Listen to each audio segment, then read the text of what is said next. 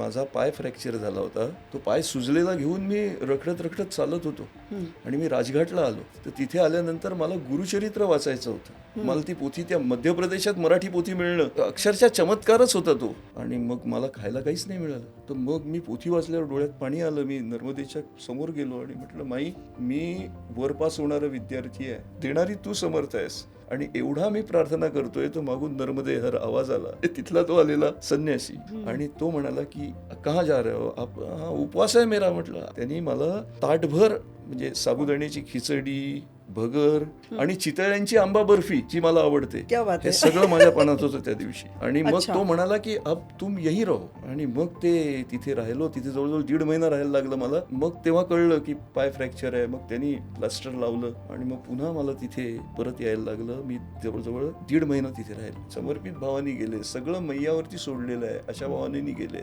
तर तुमचं सगळं होतं.